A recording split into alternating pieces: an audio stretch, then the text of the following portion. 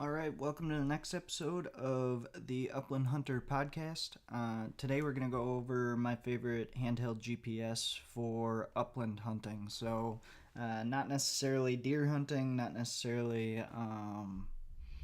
we aren't marking 30, 40 different spots for tree stands and everything like that, but I'll talk about my favorite GPS for simply getting back to the truck.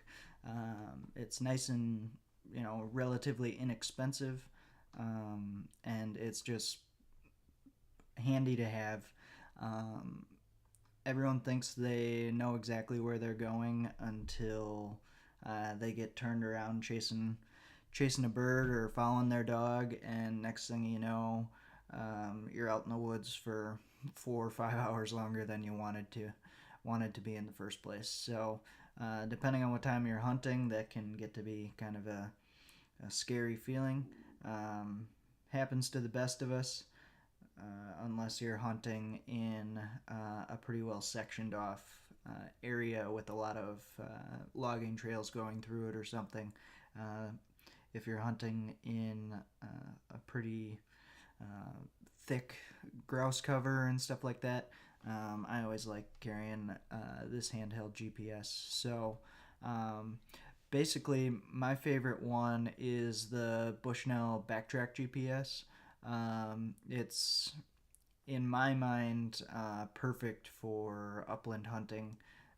It's a nice little unit, and gets the job done for the most part. Really, all you're doing is marking where the truck is, and as you walk around, it's going to give you an arrow pointing where you need to go. So it's a little bit bigger than I would like it to be, but it is. I'm gonna pull it up on Amazon right now. Let's see here.